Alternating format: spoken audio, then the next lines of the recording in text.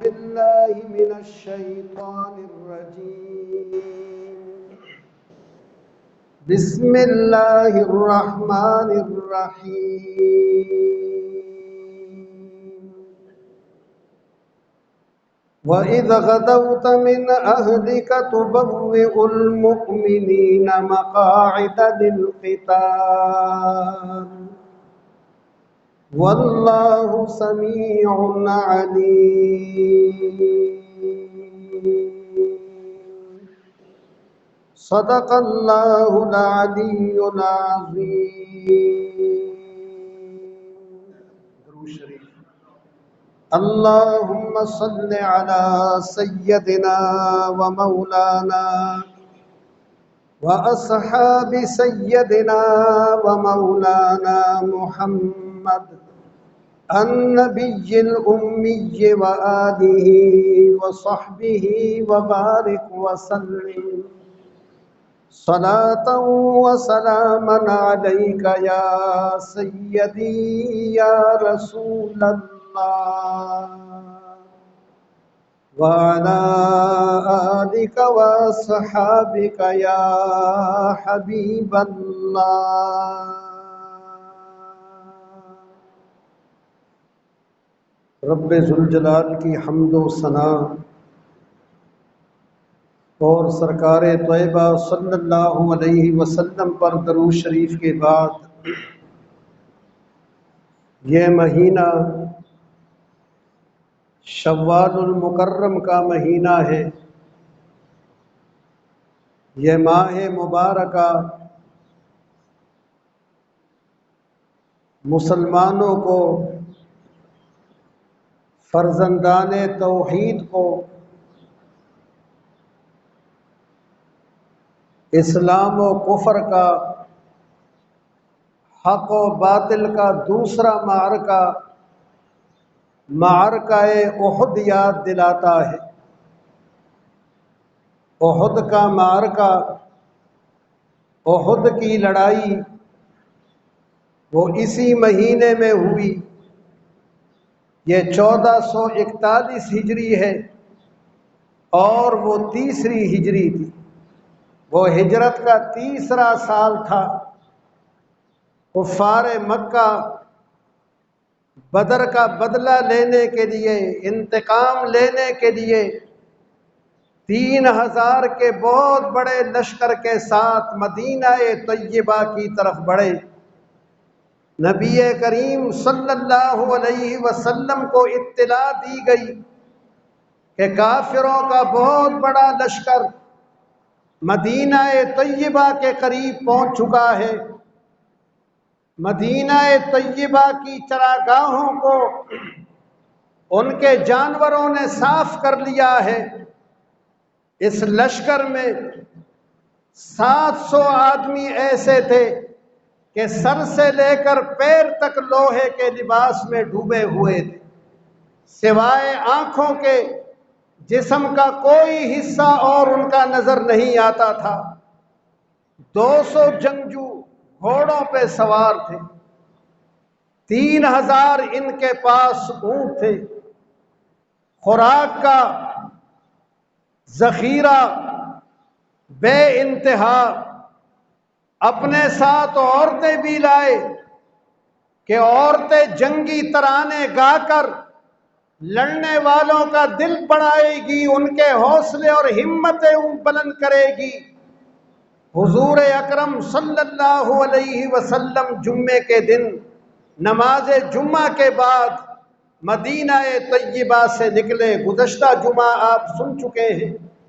رات آپ نے مقام شیخین میں گزاری اور صبح سویرے اندھیرے میں آپ احد پہنچ گئے. دشمن کے سر پر پہنچ گئے. نماز فجر کے بعد مجاہدوں کی صفیں درست کی.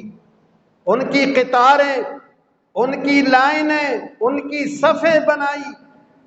وہ مجاہد جو کچھ دیر پہلے اپنے اللہ کے آگے سجدے میں سر چکا چکے تھے، اب اللہ کی راہ میں اپنی سر کٹانے کے لیے تیار تھے.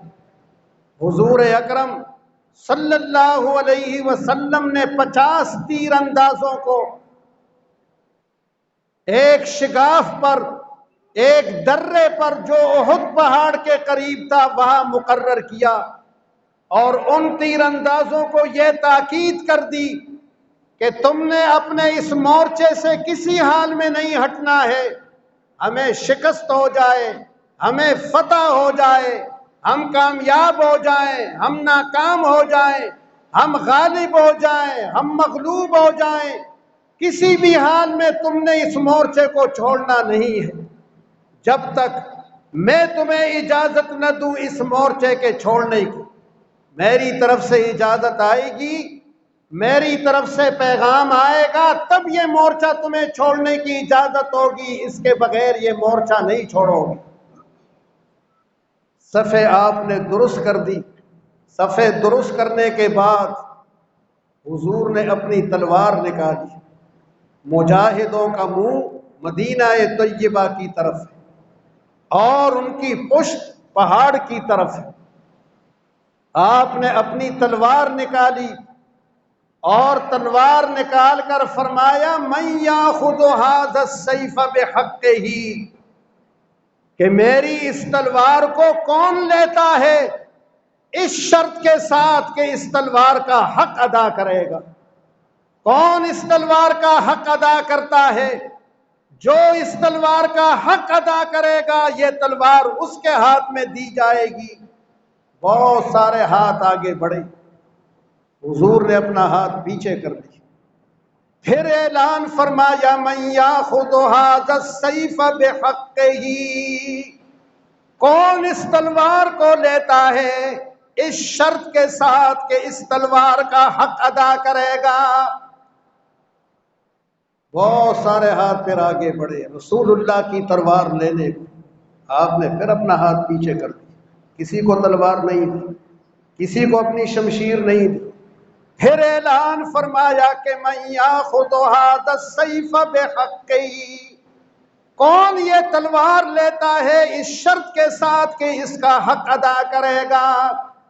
حضرت ابو دجانہ آگے بڑھے، یہ دلیر اور بہادر آگے بڑھے اور کہنے لگے یا رسول اللہ ما حق ھذا السیف، اللہ کے نبی یہ تو بتائیں کہ آپ کی اس تلوار کا حق کیا ہے۔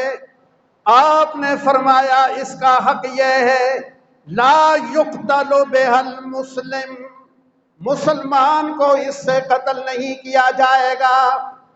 اس کا حق یہ ہے کہ جس کے ہاتھ میں یہ ہوگی اور کافر سے مقابلہ ہوگا وہ راہ فرار اختیار نہیں کرے گا، اس سے کافروں کے سر، ان کی گردنیں، ان کے شانے، ان کے بازو، ان کی رانیں، ان کی پنڈلیاں، ان کے پاؤں اس سے اتنے مارے جائے کہ اس تلوار میں دندانے پڑ جائیں۔ یہ حق ہے میری تلوار کا۔ اس سے کفر کو اس طرح زمین پر لٹانا ہے، کفر کو اس طرح زمین میں دنسانا ہے اس سے۔ حضرت ابو دجانہ نے عرض کی یا رسول اللہ یہ تلوار مجھے دے دیں، آپ کا یہ غلام اس تلوار کا حق ادا کرے گا۔ حضور نے اپنی تلوار حضرت ابو دجانہ کو دے دی اور اب مقابلہ شروع ہو گیا۔ کافروں کی طرف سے پہلا جو شخص میدان میں آیا اس کا نام ابو عامر تھا۔ یہ بہت بڑا صوفی بنا ہوا تھا، بہت بڑا زاہد، جھوٹا صوفی۔ مدینہ طیبہ کے لوگ، اوس برادری، قبیلہ اوس، اسے اپنا سردار بنانے والا تھا۔ یہ قبیلہ اوس کا فرد تھا، اس نے بہت بڑی صوفیت اختیار کی ہوئی تھی۔ یہ اپنے آپ کو راہب کہتا تھا۔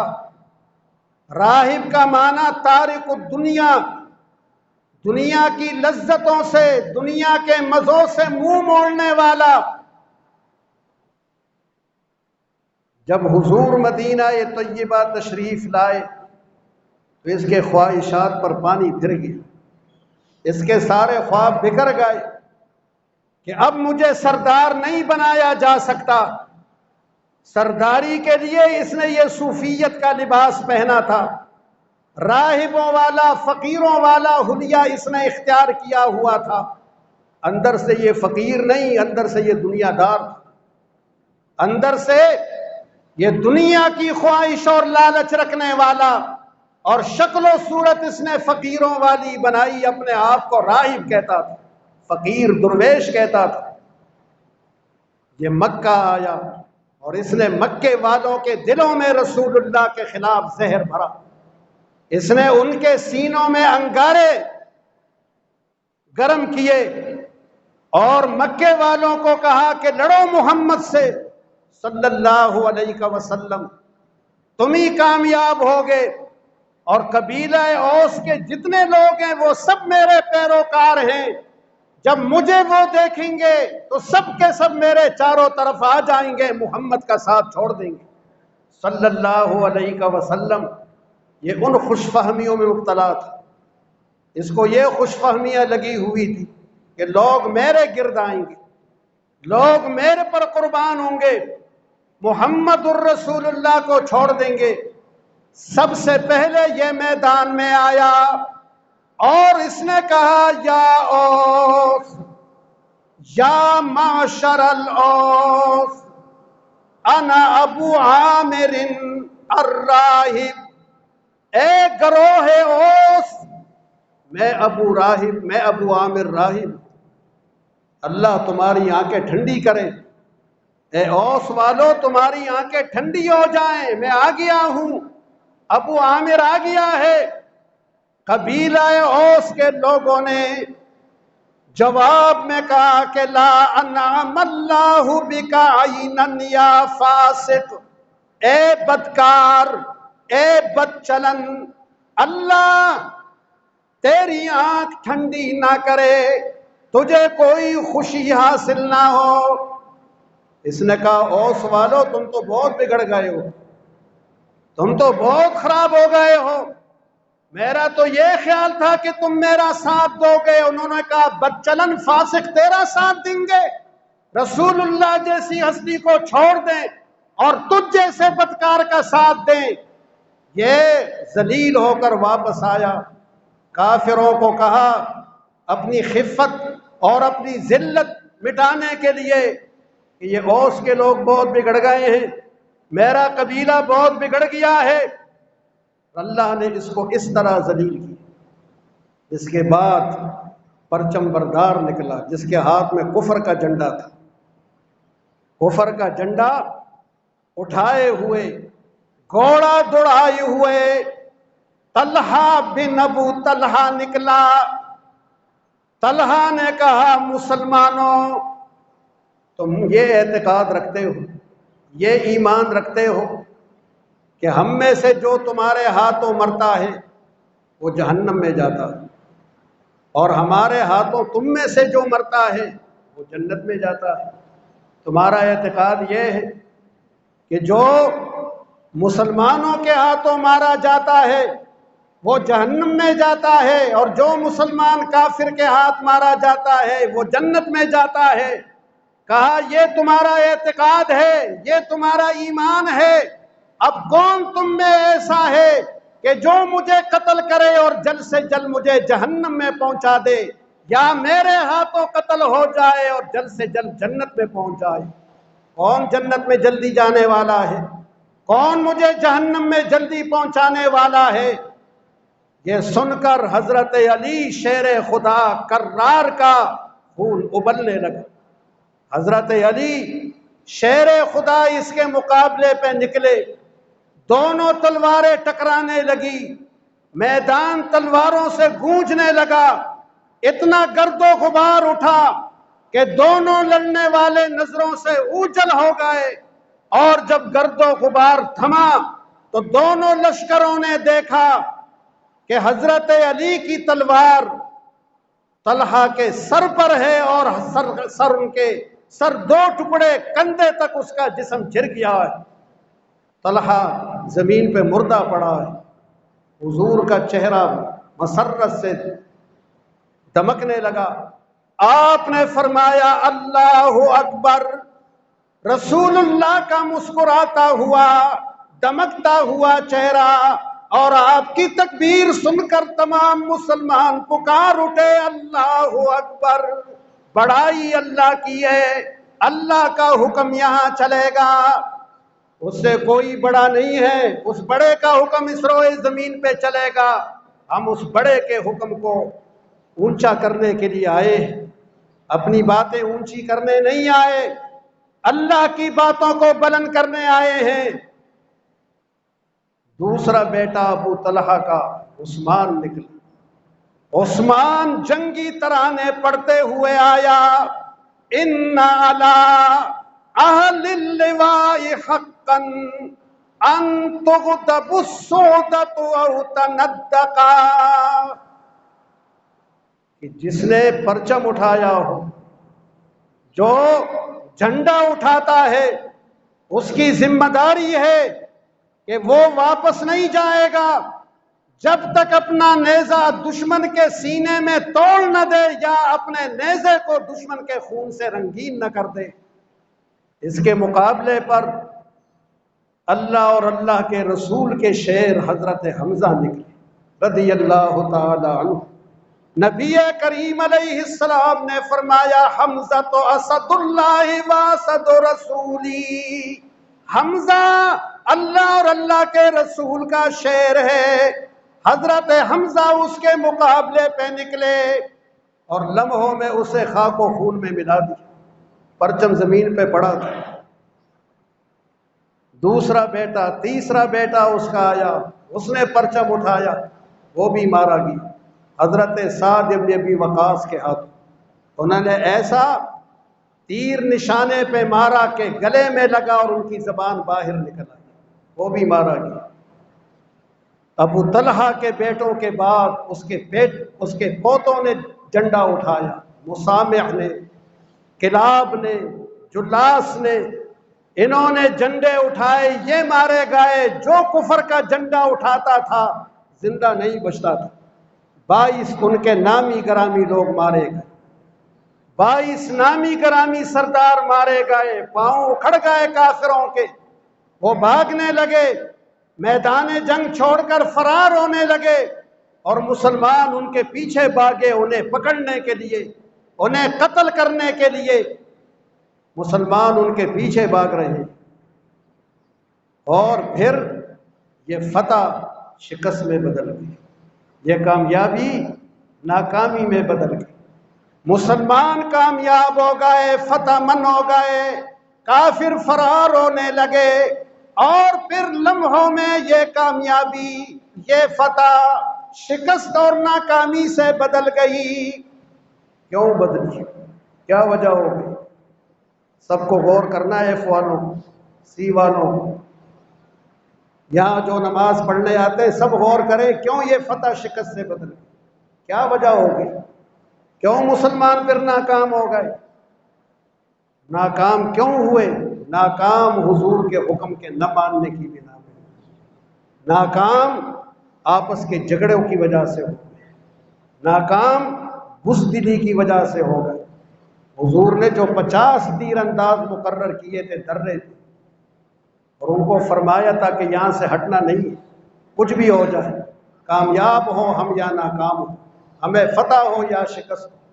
انہوں نے جب دیکھا کہ کافر بھاگ رہے ہیں، میدان خالی ہو گیا ہے، مسلمان انہیں گرفتار کر رہے ہیں، ان کا جنگی ساز و سامان مال غنیمت جمع کر رہے ہیں، تو اس درے کے مجاہدوں نے اپنے امیر کو کہا کہ جنگ ختم ہو چکی ہے، لڑائی ختم ہو گئی، اب ہمیں بھی یہاں سے جا کر اپنے بھائیوں کی مدد کرنی چاہیے، کافروں کو پکڑیں، انہیں گرفتار کریں، انہیں قتل کریں، ان کا ساز و سامان ہم بھی لوٹیں، اپنے بھائیوں کی جا کے ہم مدد کریں۔ ان کے سردار نے کہا کہ تم نے رسول اللہ کا حکم نہیں سنا تھا کہ یہاں سے نہیں ہٹنا ہے؟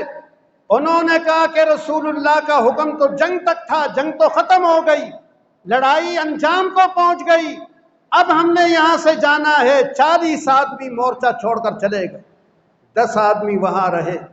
یہ کس کی مخالفت ہو گئی؟ اللہ کے رسول کے حکم کی۔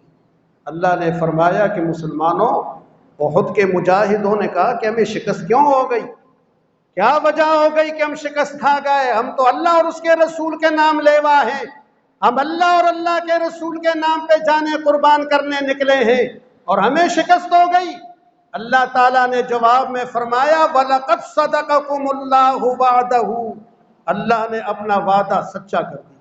اللہ کا وعدہ تھا کہ تمہیں فتح دے گا، تمہیں کامیابی دے گا، اللہ نے اپنے وعدے کو سچا کر دیا۔ اس نے تمہیں فتح دے دی، مگر اس فتح کو شکست سے تم نے بدل دیا۔ اللہ نے نہیں بدلا، فتح کو شکست سے تم نے بدل دیا۔ کیوں بدل دیا؟ کہ وَتَنَازَعْتُمْ حَتَّى إِذَا فَشِلْتُمْ وَتَنَازَعْتُمْ وَعَصَيْتُمْ، یہ 3 جملوں میں پوری بات بتا دی کہ تم بزدل ہو گئے، تم آپس میں جھگڑنے لگے، تم نے میرے رسول کے حکم کی نافرمانی کی، تم آپس میں جھگڑنے لگے درے پر، کچھ کہنے لگے کہ درہ خالی کرو، کچھ نے کہا کہ خالی نہیں کرنا ہے۔ فرمایا تم نے جھگڑا کیوں کیا؟ جب جھگڑا کرو گے تو پھر تمہاری کامیابیاں ناکامیوں سے بدلے گی۔ اس لیے اے فوالو، جھگڑے نہ کرنا، نہ اپنے گھروں میں جھگڑے کرنا، نہ محلے میں جھگڑے کرنا، نہ بازاروں میں جھگڑے کرنا۔ یہ جھگڑا کیا کرے گا؟ یہ جھگڑا کامیابیوں کو ختم کر دے گا اور ناکامیوں سے دوچار کرے گا۔ وَفَشِلْتُمْ، تم بزدل ہو گئے، تم مورچے پہ نہیں کھڑے رہ سکے۔ کیوں تم نے بزدلی کی؟ بزدل نہیں بنو گے، تم نے جوان مرد رہنا تھا، تم نے مورچے کی حفاظت کرنی تھی۔ وَعَصَيْتُمْ، اور تم نے نافرمانی کی میرے نبی کی۔ میرے نبی نے فرمایا تھا کہ یہاں سے ہٹنا نہیں ہے جب تک میرا پیغام نہ آئے، اور تم مورچے سے ہٹ گئے۔ صحابہ کرام رسول اللہ کے ساتھ جہاد کرنے والے جب وہ اس طرح کے کام کریں تو ان کی کامیابیاں ناکامیوں سے بدل جائیں، تو میں اور آپ کامیاب ہو سکتے ہیں؟ میں اور آپ کون ہیں؟ میں اور آپ کیا حیثیت رکھتے ہیں؟ ان کے پاؤں کے جوتے اور اس پاؤں جوتے کو لگنے والے خاک کے برابر بھی ہم نہیں۔ اللہ تعالیٰ نے فرمایا کہ جھگڑے کرو گے، بزدلیاں دکھاؤ گے اور میرے نبی کی نافرمانیاں کرو گے تو فتح تو دور کی بات ہے، جو فتح ہے وہ بھی تمہاری شکست میں بدلے گی۔ اس لیے شکست میں بدل گئی۔ اب مسلمان شکست کھا گئے۔ خالد ابن ولید اسی درے سے اپنا دستہ لے کے آئے جو درہ مسلمانوں نے خالی کر دیا تھا، وہیں سے حملہ آور ہو گئے پیچھے سے۔ مسلمانوں کو پتہ ہی نہیں کہ کہاں سے حملہ ہو گیا، اور اب مسلمان کوئی بھاگ رہا تھا، کوئی پہاڑوں میں اپنی جان چھپا رہا تھا۔ رسول اللہ نے قدم پیچھے نہیں ہٹایا، حضور ایک قدم پیچھے نہیں ہٹے، آپ سے بڑھ کر کسی ماں نے بہادر نہیں جنا، آپ اپنی جگہ پہ کھڑے تھے۔ 7 مہاجر، 7 انصار، انہوں نے رسول اللہ کو گھیرے میں لیا ہوا تھا۔ حضرت ابو بکر، حضرت عمر، حضرت علی، حضرت عبد الرحمن ابن عوف، سعد ابن ابی وقاص، ابو عبیدہ ابن الجراح، حباب ابن منذر، حضرت عاصم ابن ثابت، انہوں نے رسول اللہ کو گھیرے میں لیا ہوا تھا، اور ہر طرف سے تیر آ رہے تھے، پتھر آ رہے تھے، کافروں کی طرف سے رسول اللہ پر حملے کی یلغار ہو گئی تھی۔ انہوں نے رسول اللہ کو ختم کرنا تھا، ان کا ہدف، ان کا نشانہ مسلمان نہیں تھے، ان کا ہدف اور ان کا نشانہ محمد الرسول اللہ تھے کہ انہیں ختم کرنا ہے۔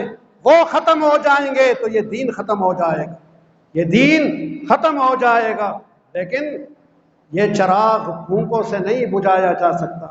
یریدون ان یطفئوا نور اللہ بافواہہم، چاہتے ہیں کہ اپنی پھونکوں سے اللہ کے نور کو بجھائیں۔ فرمایا یہ نور پھونکوں سے بجھنے والا نہیں ہے، یہ نور قیامت تک رہے گا۔ وَلَوْ كَرِهَ الْكَافِرُونَ، کافروں کو کتنی تکلیف پہنچے، کتنا ہی دکھ انہیں پہنچے، کتنے ہی انہیں ناگواریاں ہو، یہ نور آگے بڑھتا رہے گا۔ اس سے آگے انشاءاللہ العزیز اگلے جمعہ بیان کریں گے۔ اللہ تعالیٰ ان باتوں پر ہمیں عمل کی، سمجھ کی توفیق عطا فرمائے۔